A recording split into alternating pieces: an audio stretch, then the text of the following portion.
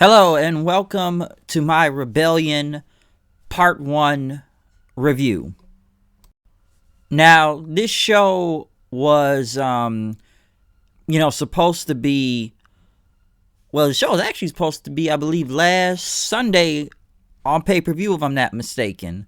Rebellion. It was supposed to go down in New York City at, I don't remember the name, the number of the terminal or whatever it was, but I know it's supposed to be some terminal in New York City, and it was supposed to go down there last Sunday, but, virus and everything, shows get canceled, so this show was taped. Well, I think it was, it was taped, I know that, and it was an empty arena show. And, like I said, due to, of course, everything that's going on right now, of course, this is a tape show tonight for a pay-per-view. Now, this is the part 1 to review because they taped for tonight, the tonight's show, and for, part 2 to next week's show. Now, I know a lot of matches were changed because I know some of the talent did not come to this show and are either quarantined right now or refuse to wrestle or whatever reason, or they just can't even make it, like I said, due to the virus and everything. Because there were a couple, some big matches, I will say that. A couple matches were filler here and there also, but there's a lot of things to say from this. I do believe some of these matches may have been, made at the last minute or whatnot, but I do believe this was taped in Nashville, I think they did this whole show in Nashville, Tennessee. I don't know if it was near the headquarters of Impact. I believe it's either in Canada or still in Nashville nowadays. I'm not really sure, but I do know that they taped the show in Nashville because I was wondering where they were filming the show, because it was announced a few weeks ago that Rebellion was still going to go on, because the show was up in the question. I was like, okay, due to the virus and everything, the show is going to get canceled like mostly every other pay-per-view that's been canceled except for WWE. But, they decided to still go with the show, but instead of, doing it all in one, and then again, I don't think Access TV or Twitch would let them give that long, over 2 hours on TV. They just decided, okay, we're going to do some matches here, going to do some matches there, and we're going to break it up into 2. But like I said before, a lot of matches that were originally supposed to go on did not happen, like I said, due to some wrestlers not coming in, or like I said, are under quarantine right now. They did not come to this show. So I know some matches may have been made up at the last second, or some are kind of continuing to go on, and I'm gonna get into it later on in this review, but I do believe, I think it was the Knockouts title, I think that got canceled, and I think it's been replaced by something else, because it was supposed to be a Full Metal Mayhem match, but I think it's going to be, Rosemary and Havoc next week, if I'm not mistaken, because I guess Taya and Jordan Grace are not going to be doing that match. Like I said, there's a difference between what was taped for Impact and, what is going on right now, because I'm sure, like I said, if you've seen any episode in the past few weeks, there has been build, but obviously some of that build has stopped now. But, get into this show, they did have a, big hype video, for narration talking about Rebellion. I'm sure that was going to be used last Sunday. But after they had that, they had Josh Matthews and Madison Rayne on commentary. I guess Don Callis is not in this, or Don Callis is taken care of, backstage. I forget what his role is in the company. I know it's something in Top Creative, if I remember, but he was not on commentary. But so they had Madison Rayne and Josh Matthews, which I will say Madison Rayne has not been that bad ever since they put her on commentary in these past few weeks now. So she hasn't really been bad here. But the match we do kick off with is OVE, the Chris Brothers and Madman Fulton versus Tommy Dreamer, Rhino, and a mystery partner. Like I said before, there are no fans in this building, of course. And the person that got us the third partner was someone I was actually surprised to see, Crazy Steve, back in the company. I haven't seen Crazy Steve in about a couple years now. I think about 2, maybe 3. Last time I really saw Crazy Steve back in Impact was, I think when LAX beat the Decay, and, I think it was for the tag titles, but they beat the Decay, and Crazy Steve was gone after they did some injury angle on him, and then I think he was supposed to be in the WWE, or he had a tryout. I don't know if he was ever there or not, but I don't think it ever went through, and I know Crazy Steve has still been on the Indies. I don't know what other company he's been in. I haven't really followed him like that, so I was actually surprised to see Crazy Steve back. I would say Reform the Decay, but, Abyss is not here in this company anymore. Rosemary is, but I think they got Rosemary doing her own thing. It would be cool if they put Rosemary back with Crazy Steve, get some type of Decay, or make a new Decay. I would be down for that. Obviously, this company needs tag teams right now, which they do have them, but I would like to see a new version of Decay, though. But, like I said, this was a 6-man tag because, honestly, I didn't expect Crazy Steve. I expected someone from ECW to come in again. I almost thought Sandman or Sabu was about to be part of this whole thing because, knowing Impact, they always love bringing ECW guys back for some reason. And I was like, okay, is it Sabu or Sandman? Or maybe Raven. Raven kind of pops up here and there, too, so I would have expected him. Listen, this tag team match, I can't really say much from it. It wasn't bad or anything. Like I said, it was cool to see Crazy Steve back in the fold again. Fulton, throwing him out and everybody, with Rhino ended up taking him, clotheslining him outside the ring, and hit a gore on, I think it was Jake Christ for the pinfall. Listen, OVE, I shouldn't be surprised by this at this point. Once again, OVE loses to ECW Legends again. Like I said, Crazy Steve was the only different part of this. I don't know what he's going to be doing in the company now. Hopefully it's something different for him. But listen, I'm sure people are already sick of OVE just losing several times, just getting their asses kicked every week, losing every match they do. Because then again, they've already lost to Dreamer and Rhino, I think, last week or not that long ago. They've lost to them again and again and again and again. Now, I know there's a story behind the whole losing streak, especially without Sami Callihan, leading these guys most of the time. But they have just taken L after L after L after L and getting, pinned by Rhino. And it's not much of helping their case right now, but I'm going to get into more of them later on because they lose all the time, so it's hard to really get into these guys. Or, hopefully there's some payoff or something to this, which, like I said, I'll get into later on in this show, but, they just take L after L after L after L after L after L after L after L. They just keep losing, no. But, after they did that, they did have an interview with Eddie Edwards, who was not there because there's no world title match. Tessa Blanchard is stuck in Mexico right now. And Eddie Edwards, which Josh Matthews had a Skype phone call with him, he decided not to make the trip to the Rebellion. Of course, with everything going on. They never really said the virus name, but, due to the circumstances or, maybe it's a stay-at-home order or whatever it was or whatnot, which I'm sure it is that too. But, Eddie says, it's important, wrestling and, Impact and what the championship means to him. But, right now what's most important to him is his family. And he made the decision not to make the trip to Rebellion. And, it's going to linger his mind even after Rebellion. But, he wants to look out for his own safety and everything. And that Elgin, of all people, should understand dedication, he says. Then, he's going to be watching Rebellion. But, he will be back sooner or later, or at whatever point in time, because honestly, I kind of think about this now. What do they have taped after Rebellion? Because I feel like Rebellion may have been somewhat of a last minute decision. And don't get me wrong, I know a lot of the talent was paid off and everything, paid during this time when this whole virus went down. But what does Impact have after Rebellion? No, that I don't know about. Because next thing you know, they had Michael Elgin there. I think he was with a new interviewer.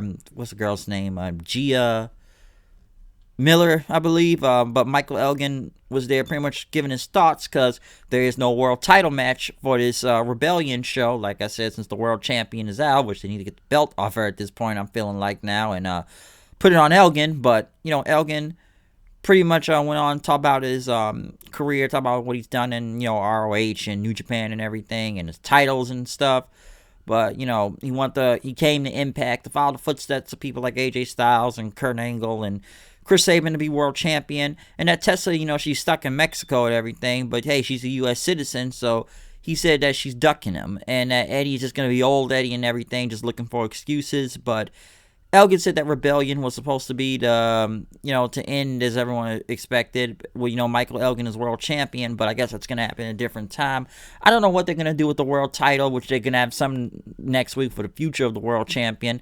Now, if they take the belt off Tessa, that'd be an interesting story if they did that, or maybe have some interim champion, or maybe a tournament. I don't know, because obviously Tessa's not going to leave quarantine. I think she's even said it on Twitter. She's not really going to be wrestling at all right now due to the virus, but I don't know what to expect, what's going to happen with the world title right now, because honestly, I even said it going into the pay-per-view even a long time ago beforehand, just put the belt on Elgin. At least that would do better than what's going on with Tessa right now, even before all this whole virus thing went down. But I don't know what they expected. I don't know what's going to happen or what they expect to do now, since, you know, the world champion is not there and there's no world title match for this Rebellion show. But next, though, we had the Rascals. I hope they had a good 420 day yesterday. Team Triple XL with AC Romero and Larry D and TJ Perkins and Fallah Bahh. Yes, this tag match went through 3 commercial breaks, okay? And listen, this was basically the same tag match you saw last week, I believe, in that, except, you know, Reno Scum was not on this show. So it was basically the same tag match from last week. That's all it really was. Now, it wasn't bad or anything, but, you know, it was there to eat up time. Okay, that's basically what that whole tag match was there for. But you could have still found something different, maybe something different, but it's like they just threw a tag match. You know, Rascals got the win, which I feel like they haven't gotten a lot of wins anyway lately, but they got a win here. But I don't know what direction they're really going in right now, or why this tag match happened, because then they went to the North then after that, which they are in Canada right now. And, you know, we're stuck over there, but, hey, we're not stuck. We're on vacation, basically, an extended vacation. And then, you know, Canada was made to be on top of America's, you know, geography and everything, according to Ethan Page. And, you know, we're going to defend the titles against the best in the world. So they're going to go find the best teams in Canada to defend against, since they can't come to America right now and be on Rebellion and everything. They're going to defend those tag titles. I don't know who or where they're going to defend it at, but they said they are going to defend those tag team titles somewhere. Okay, so we'll see what happens with the North and what they do about that. Next, they interviewed Willie Mack, which Rich Swann was actually back this time on the show too, which, you know, Mack talked about his title match for tonight. And Swann said, listen, man, we still going to go after those tag titles, too. But tonight, you got to do what you got to do, and we're going to celebrate right after. Because next was Ace Austin versus the Mack for the X Division Championship, which I would say maybe the best match out in this entire show. This was really good. I enjoyed this match a lot. Very fun to watch. It was insane. Like I said, both of these guys are really great. The counter stuff was insane in this match, especially Ace trying to go for Hurricane Rana and Mack going for the power bomb. Both guys going with punches. My favorite thing was, like, after Mack did the cannonball, he did the Stone Cold Stunner, but, you know, Ace, you think he was just going to sell the stunner and go into the air, but he ended up doing a handstand backflip on it and then hit the fold on him for a two count. That was great. I actually liked that, the way he just dodged the Stone Cold Stunner and then just ran into him for the fold, and that was great. Ace was setting him up then for another fold while throwing his card at him, but Mack threw him up in the air, hit him with a big cutter in midair, and then after that, Ace still kicked out. He was going to go for the frog splash then, but Ace had stopped him. When that Ace stopped, Ace crawled out of the way, but Mack hit a big coast-to-coast halfway through the ring and everything. Halfway through the ring, taking him down. Ace still tried to get out of there, and he tried to pin him there, rolling him up after, you know, Mack went for the frog splash in, but the referee caught his, you know, legs on the ropes. Ace pretty much got him on the back elbow. He got him near the top rope then, pretty much he slipped Mack on the top rope. He was pretty much going to go someone off the turnbuckle, but Mack was able to somewhat stunner him or slam his face into, like, the turnbuckle and everything. Knocked him back, which I feel like Ace flew back in a way also. And Mack ended up hitting the frog splash on him for the win. So we got a new X Division champion. The Mack won the title. That was good. I enjoyed this match a lot. I did like that Mack had the purple and gold coming out, even purple contacts. You know, he's from LA and everything, so he had the purple contacts, you know, mostly, you know, Lakers colors and whatnot. But I thought that was kind of cool. But yeah, Mack winning the title, I'm good with that. This was a very good match, right? The best match on this entire show, but I like this match a lot. I thought it was fun, mostly going down the stretch, and Mack winning the title. That's great. I like that. It's about time to give Mack something around here. I know Rich Swann's been hurt, and they probably would have went for the tag titles, which they still are. But Mack winning the singles title, I'm fine with that. Ace will be all right. He'll probably get a rematch sooner or later against the Mack, but that was probably the best match out of this entire show tonight, which was really fun. They pretty much started celebrating it back then. Swann said, "You got the title. It's the icing on the cake now. And listen, we still gonna go for them tag team titles and everything."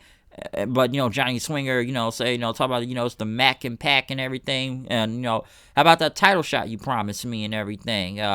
Which Mack said we were never a team, okay?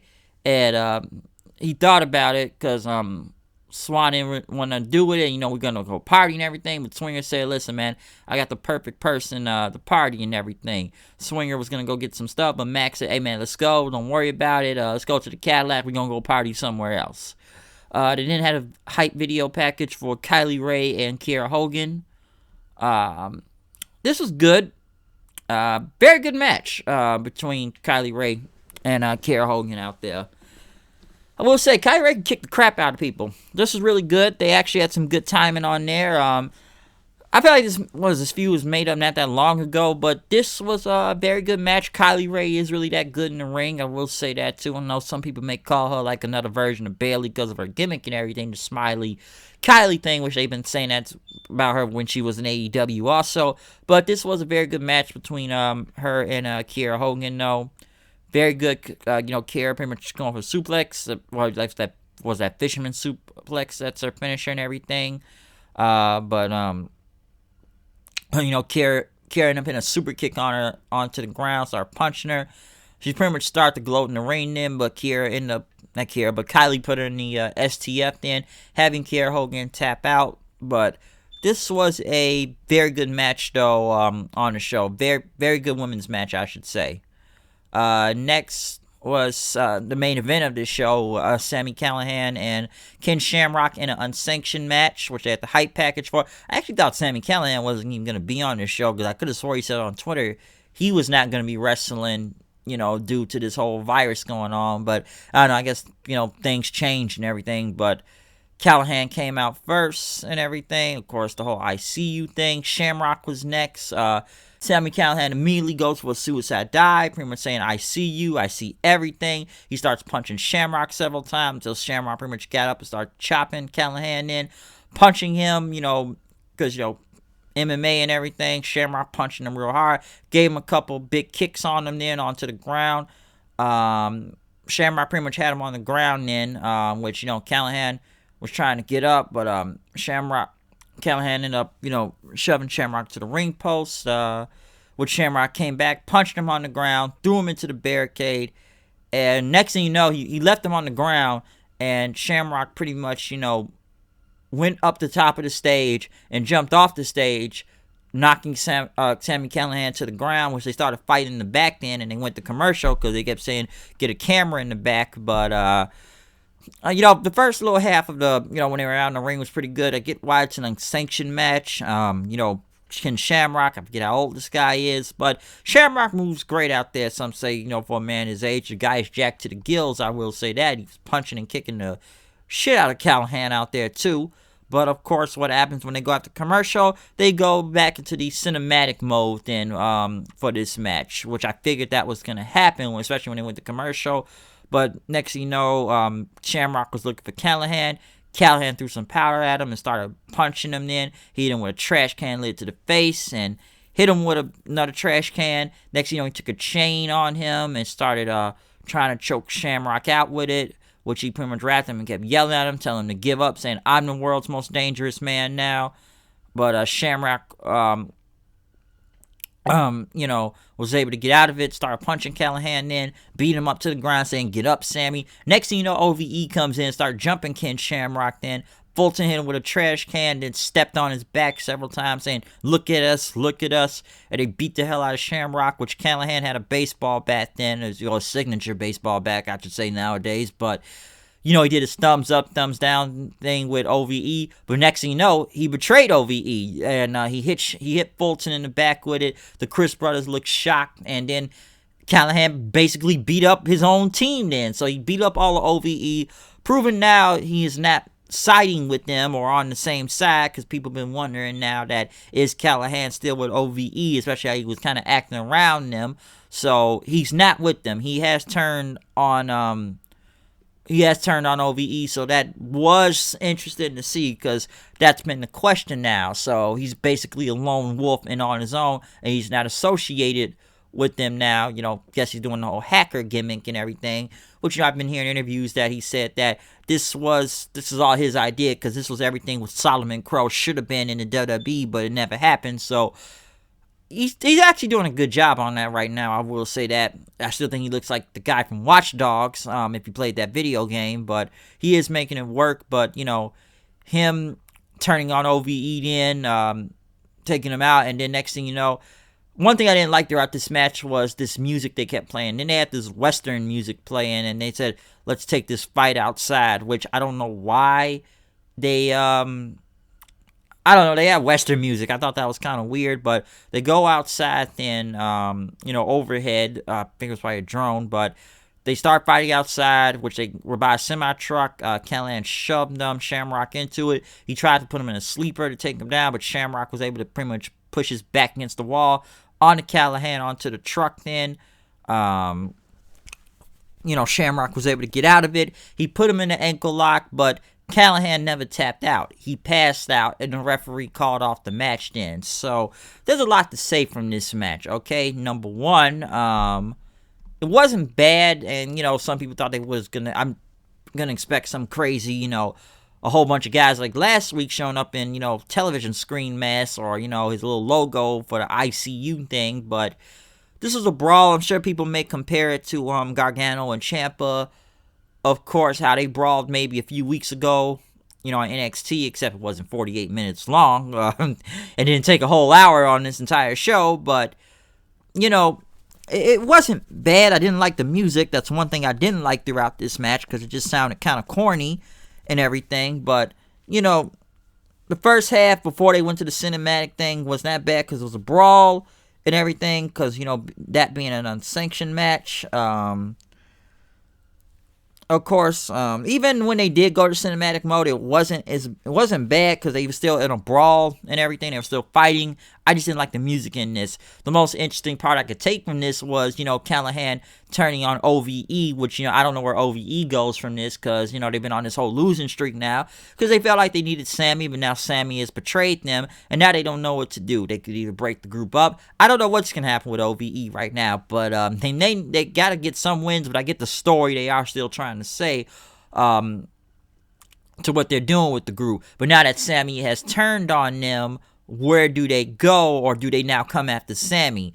Or, because now it's kind of, I'm trying to look at this in both ways, but where do they go from this now, since Callihan has now turned on his entire group, and he's on his own now, and that being the whole regular OVE thing. Now I would have had Callihan go over in this match, because I'm not saying that Shamrock won.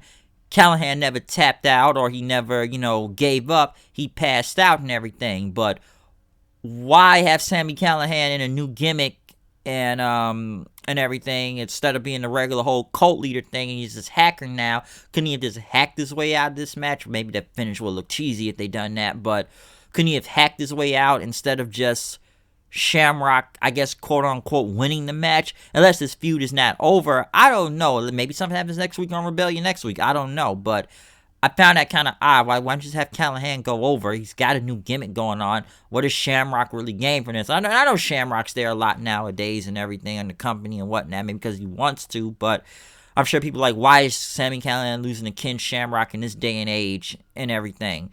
Which, like I said, he never tapped out. He gave up, and the ref just called off the match. So I don't want to say it's a real winner to this or anything, because they want to continue this. But I found it strange that, okay, so they kind of somewhat had Shamrock go over. So I didn't really understand what was going on with that. I would have said, why just put Callihan over? That would have made more sense. But I didn't hate this unsanctioned match. It was okay. They had a couple updated some story to all of this, especially with OVE and everything. But I didn't need the Western, old standoff music and everything. Or maybe the cinematic mode itself, which wasn't that bad, but I could have kept going like they were brawling when they were, at ringside and everything before they went to commercial after. So, like I said, the match wasn't bad, and was more of a fight, and some say it's just to protect Shamrock, because, the guy could be messing up in the ring. And trust me, I was there at, Bound for Glory when I saw the guy wrestle live, which he wasn't bad or anything, but, and he's in impeccable shape, but I'm sure people like the guy either maybe too old. He does have some misfooting in some of these matches, but Shamrock wasn't bad out there, okay? He really wasn't. But I can see why they did this unsanctioned. As the show for part 1 itself, it was pretty good. I didn't need the filler matches in the beginning. It was cool to see Crazy Steve return. That was good. But like I said, OVE loses again. But like I said, we're going with the story now, and that Callihan has turned on them. So we'll see what goes on from that. I didn't need to see Triple XL, TJP, and followed by and the Rascals. Listen, it wasn't a bad tag match or nothing, but it's basically the same thing you saw last week, except, there was no Reno scum in what comes from this. The best match out of this whole show, in my opinion, was the Mack and Ace Austin, and Mack won the title was good. Kylie Ray and Keira Hogan had a very good match also. That's another bright spot. That's a plus point for this show. And I thought the main event was good. Like I said, I have mixed opinions on the main event, but it was pretty good. Like I said, going from a story, and we'll see what happens next from this. But like I said, I would have just had Callihan go over, but it wasn't that bad between him and Shamrock, even before they went to the whole cinematic part and everything. Now, I know part 2 is next week. Like I said, I don't remember all the matches at the top of my head, because I think it's like a fatal 4-way. I don't know why Joey Ryan has a match, unless, he's still going against the Deaners. They have a Full Metal Mayhem match next week with Rosemary and Havoc, due to, there's no women's title, the Knockouts title, so no Taya and Jordan Grace. I don't know if any other matches I may have missed the top of my head, because basically you're getting one title match from this entire show, because the World Champions are not there, the Tag Team Champions aren't there, the Knockouts Champion is not there, so the only person you really had here was the X Division Champion out of this entire pay-per-view theme-like show, okay? That's the only championship match you really got from this. So we'll see what happens next week. I may be forgetting a match here too, because we had a total of 5 matches tonight, and I think it may be a total of 5 by next week. I think I at least named about I think I named about 3, I believe. About 3 or 4, I think, unless I'm missing a few that's going on in the company right now. I don't know. But, like I said, Rebellion Part 1, solid show. I didn't hate it. It was pretty good. We'll see what happens next week. Like I said before, and I've said it many times. Listen, I get it. Empty arena shows. I see why people lose their interest in this. But, hey, you got to take what you can get right now. Ain't no telling when this thing about to end. So, like I said, I know this was taped. I know it ain't the best I do any type of wrestling show for any shows right now. But so I guess sometimes you got to just take what you can get out of this, okay? So it can be enjoyable, it can be not, because trust me, I know people that refuse to watch wrestling. They're just so checked out of wrestling right now, they just cannot do this whole empty arena stuff, or maybe especially just due to this virus and everything. So I don't know what to expect next, but I did enjoy Rebellion though. We will be back next week for a part 2 review of Rebellion. So yeah, but other than that, comment, subscribe, tell me what you think about this pay-per-view theme show for Rebellion 2020 or whatnot. But yeah, that's my review for the part 1 to Rebellion of this show. So like I said before, comment, subscribe, follow me on Twitter at HoodedKnight890. I'm out of here. I'll see you guys next week for my part 2 of Rebellion, and we will be back tomorrow night for NXT and AEW review. So I'm out of here. I'll see you guys later. Peace out.